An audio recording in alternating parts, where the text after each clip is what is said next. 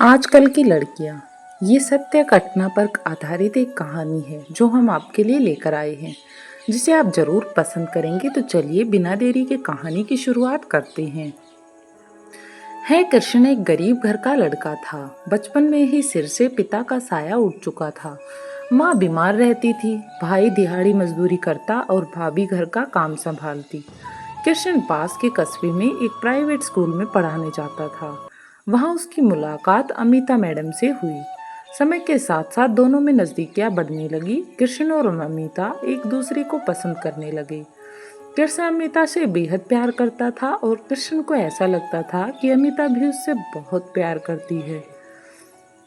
लेकिन ये सच न था। दोनों में खूब बातें होती थी। काफी समय रिलेशनशिप में रहने के बाद कृष्ण ने अमिता को शादी के लिए प्रपोज किया और अमिता ने तो तुरंत हाँ कर दी, बिना किसी सवाल जवाब के। शादी हुई और पहली रात के बाद जब नई दुल्हन अपने पीहर गई तो वहां जाते ही उसका रवैया बदल गया।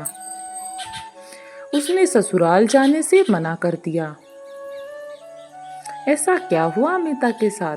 कृष्ण ने जब वजह पूछी तो अमिता ने कहा कि कोई वजह नहीं है, मुझे बस तलाक चाहिए। अब मैं तुम्हारे साथ नहीं रह सकती। ये सुनते ही कृष्ण के पैरों तले तो जमीन खिसक गई। उसे तो यकीन ही नहीं हो रहा था। उसके सीने में दर्द उठने लगा। हालत ये हो गई कि हॉस्पिटल में भर्ती होना पड़ा। करता भी क्या? बेचारा एक गरीब परिवार से जो संबंधित था।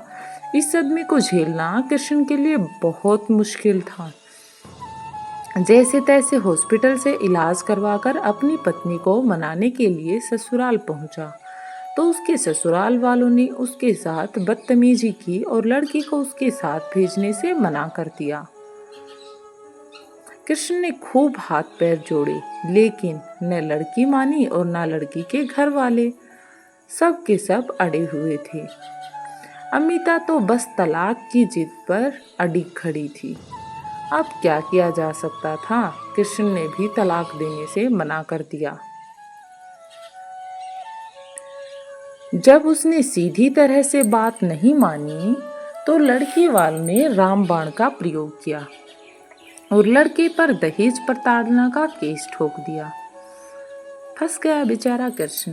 कृष्ण ने फिर भी हिम्मत नहीं हारी और कोर्ट के चक्कर लगाता रहा।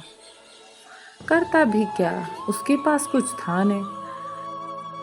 उन्हें हिम्मत न हारी और कोर्ट के चक्कर लगाता ही रहा। जब उन्हें लगा कि ये नहीं मानेगा तो उन्होंने उसे मेंटली टॉर्चर करना शुरू कर दिया। उससे कहते कि क्या तुम एक तलाक के कागज पर साइन करने के लिए अपनी माँ को कोर्ट में घसीटवाना चाहते हो? आखिर तुम चाहते क्या हो? आखिरकार कृष्ण ने घुटने टेक दिए और तलाक के कागज पर साइन भी कर दिए। अब आप लोग सोच रहे होंगे कि इतना ड्रामा किस लिए? तो सुनो, जरा ध्यान से सुनो अब जो होने वाला है। कुछ महीनों बाद कृष्ण को पता चला कि अमिता ने उससे शादी केवल तलाकशुदा कोटे से नौकरी लगने के लिए की थी। एक छोटी सी नौकरी के लिए कृष्ण की जिंदगी के साथ इतना बड़ा खिलवाड़ हो गया था।